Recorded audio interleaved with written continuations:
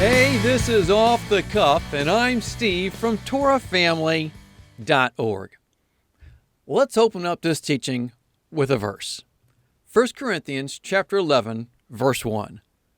Follow my example as I follow the example of Christ. When Levi was younger, he always had this desire to always wave goodbye when people left our home. And it didn't matter if he knew you or not. If you were leaving our home, he was making sure to wave goodbye to you as you left. And it would always start off with one hand, as he's looking out the door. But the moment you were on the road and started actually driving away, he immediately raised up to both hands and waving, It was something he was just committed to doing, that being waving goodbye to people as they left our home. And one time when Angela had the girls in the van, they're going off somewhere, I guess a grocery store or something. And as they're leaving, him and I were in the garage. And of course, he starts waving goodbye as they're pulling off.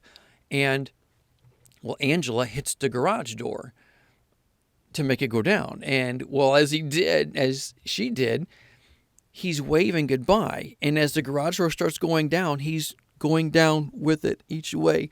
It was just so funny. And by the time it reaches just within a couple inches, he's actually waving down at the ground, thinking they could see.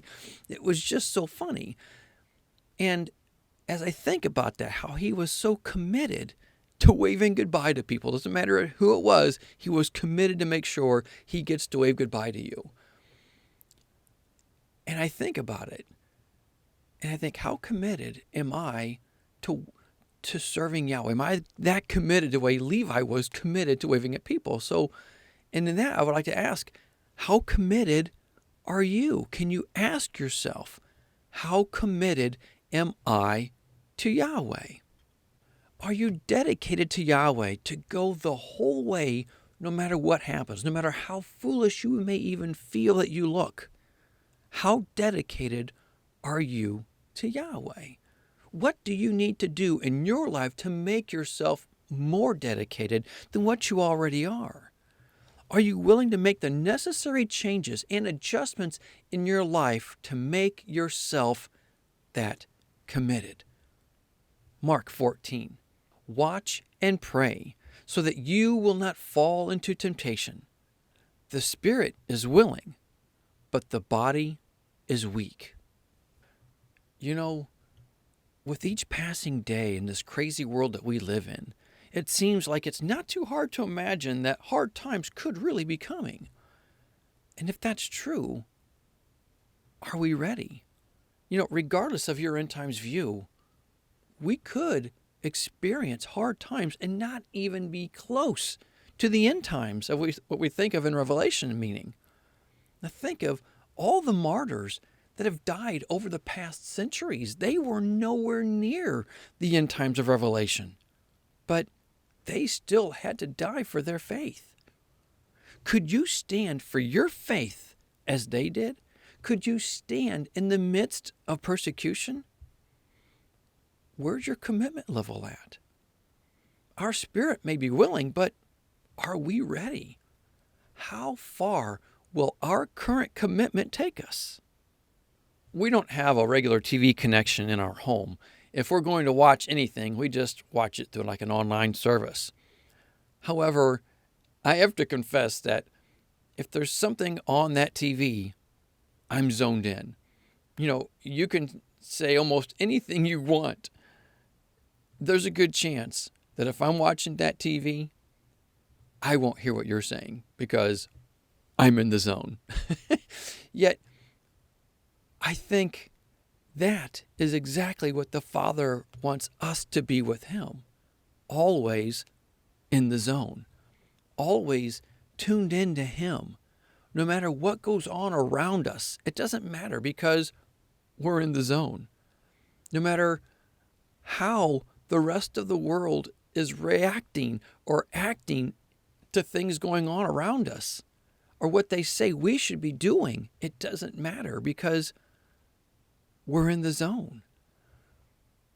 Mayhem could be going on all around us, but it doesn't matter because we're in the zone. His peace will fill your heart with the peace that passes understanding. Why? Because you're in the zone. Well, how do we get that kind of peace in our lives, though? Psalm 37.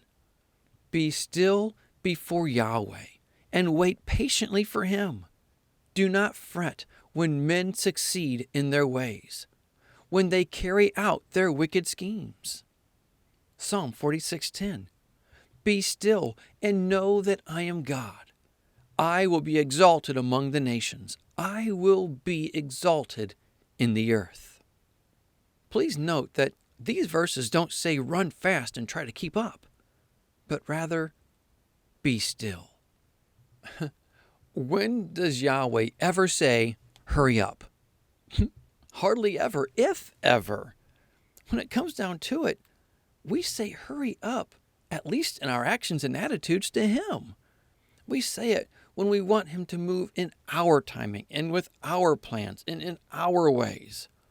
And then when he doesn't move when and how we want him to, we pray, why? And we don't even realize just how close to wah that actually sounds. But the scriptures tell us to trust in Yahweh with all our heart. Can we do that?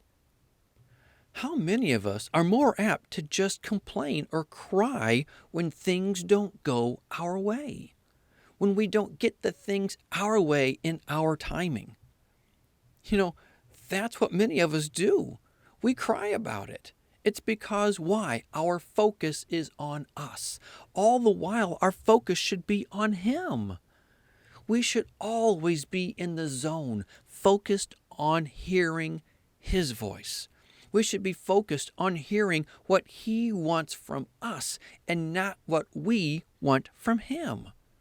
We are to be still. But this world seems to be always pulling us away from him, always pulling us down. It seems to be pulling us in every direction you can imagine, but towards him. Think of all the things that try to pull us away from our time with him. But all the Father wants us to do is to be still and trust in him.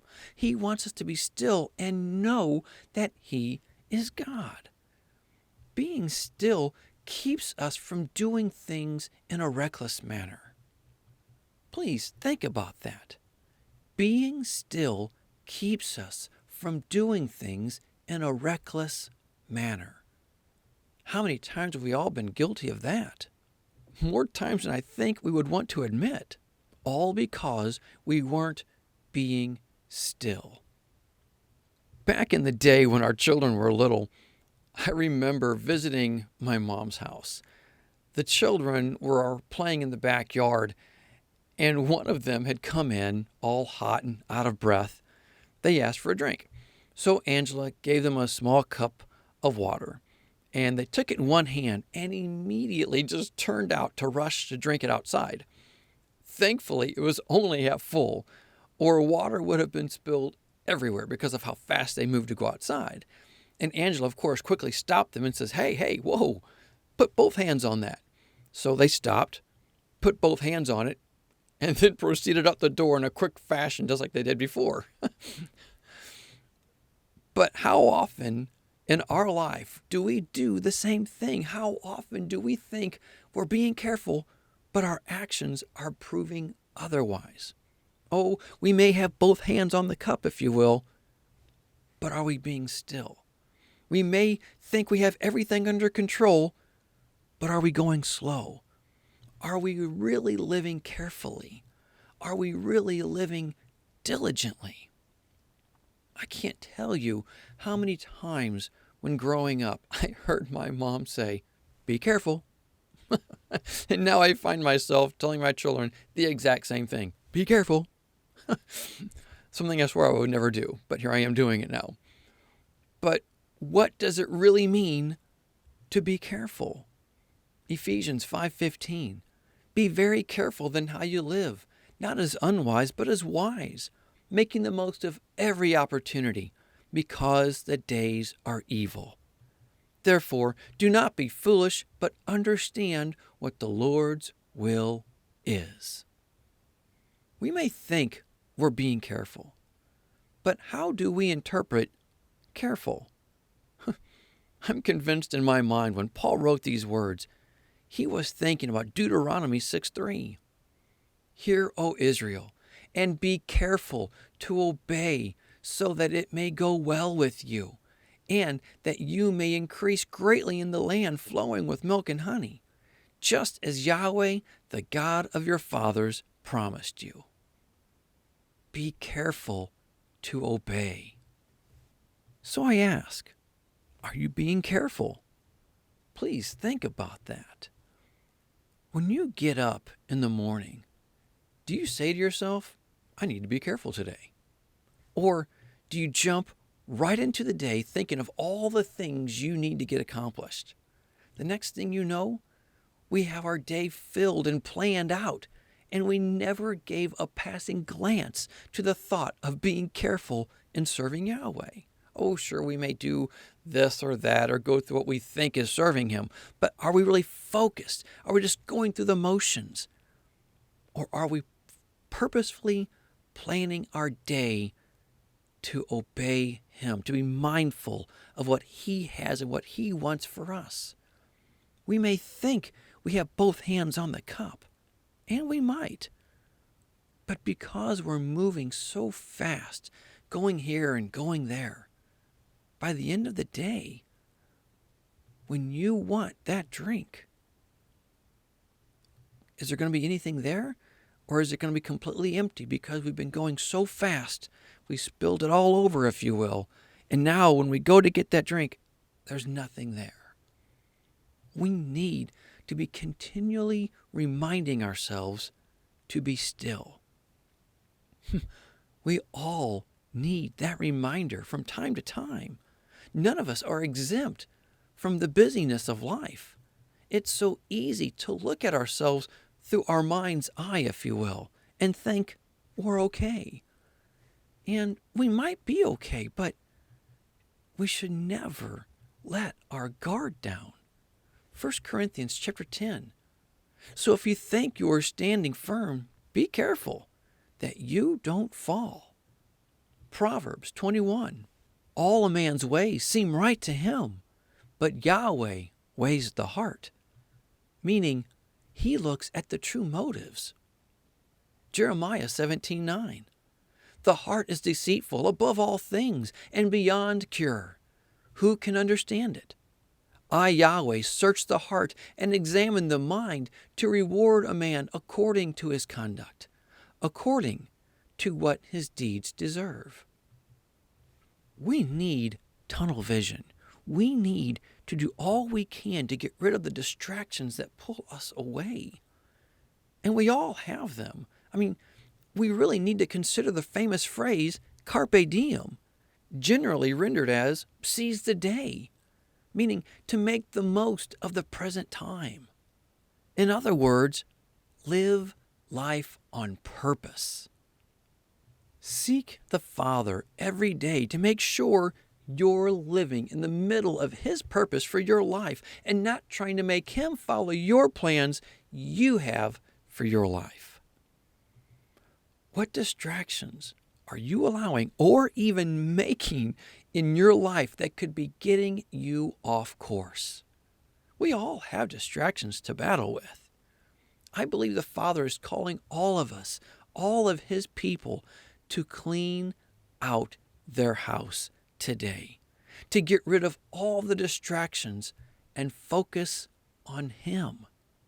Psalm 46:10. Be still and know that I am God. I will be exalted among the nations. I will be exalted in the earth. When we are still, it's much easier to hear His voice. When we're still, it's much easier to see His lead. When we're still, it's so much easier to walk in His peace. I'm not one to endorse movies. It's just so hard to find one that's clean and without cursing. Kind of a bummer, actually. But There was a time when I watched this one movie years ago, actually, quite a few years ago, actually, and it was called Real Steel, and it was all about robot boxing. Well, long story short, at the end of the movie, you see the underdog robot taking on the big guy, if you will. Well, the underdog robot gets its, I think it called it a voice module or something like this, where it knew how to listen to its owner or whatever to do the fighting. It gets broken. So they had to switch the robot into what is called shadow mode, where whatever the owner's doing, that robot would do the exact same thing. So if he does this, the robot does this exact same thing. And as I was watching the movie, I'm going, this is crazy. That is how Yahweh wants us to be with him. He wants us to follow his son's example. Everything that he does, we do. So when the world looks at us, who are they seeing? They're not seeing us, they're seeing him. Why? Because we're acting out everything he did. Whatever he did, we are doing. That's the goal. That should be our desire, for the world to see him in us. The more you're around someone, the more you start to act like them. So how much can the world around you tell that you've been spending time with Yahweh? Prayer changes us more than it changes our circumstances. So how much are we allowing him to change us? He who kneels the most stands the best. We need to heed the advice given to us in 1 Thessalonians chapter 5. It simply says, pray continually. It's time to live a life of prayer. We need to pray without ceasing. We need to get our heart beating with his. We need to walk in his steps, in the steps of his Son. No matter where we go, we need to be in constant communication with the Father. When you're driving in your car, you're praying. When you're fixing your food, you're praying. When you're at work and in your daily routines, you're praying. We should be in constant communication with the one who knows us best. We need to be committed to him like never before. We need to be so committed to him that our life glows with his presence in our actions, in our attitudes, in our motives, and in our words. 2 Corinthians 16. For the eyes of Yahweh range throughout the earth to strengthen those whose hearts are fully committed to him. Again, for the eyes of Yahweh range throughout the earth to strengthen those whose hearts are fully committed to him. Are you fully committed to him? Only you can answer that question. How often do you examine your heart? He's calling his people to a closer walk in him. He's constantly doing that. I believe with all my heart that Yahweh is looking for a people.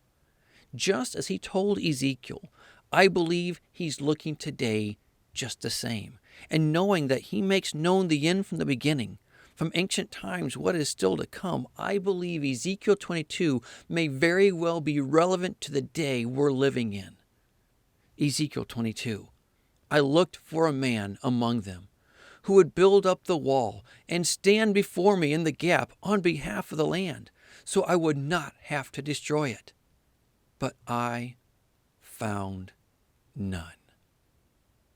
Are you standing in the gap for people? Or are you too busy judging them? Please think about that for a moment.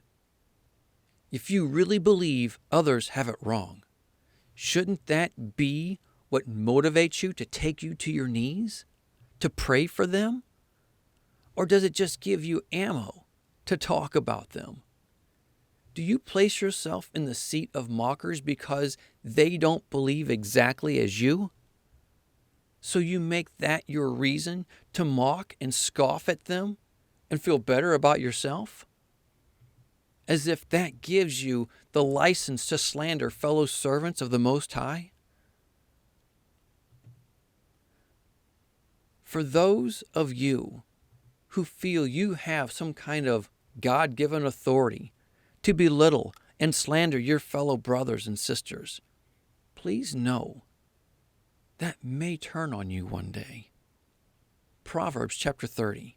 Do not slander a servant to his master, or he will curse you, and you will pay for it. The time will come when their master will rise up, and you will not find yourself standing where you think you currently stand. Are you choosing to mock and scoff the servants of Yahweh? He doesn't take that lightly. The days will come when you will reap what you've sown. It's so sad when I see an attitude in people towards others because they don't believe the same as them. Instead of loving them in spite of their differences, they judge and mock their brother or sister. I'm sorry, but that's not showing love. Are we standing in the gap for others? Or are we scoffing and ridiculing what they believe the Father has given them at this phase in their honest pursuit of Him? How committed are you to the Father? Are you committed to love Yahweh with all your heart and to love your neighbor as yourself? Can you keep waving all the way till the garage door goes down? Are you in the zone every day, focusing on what He wants for you and not what you want Him to do for you? Are you living a life that is still before Him, or are you too busy? Are you being careful in what you say and do? Are you standing in the gap for others or scoffing and mocking their views? In everything you do, what's your ultimate goal?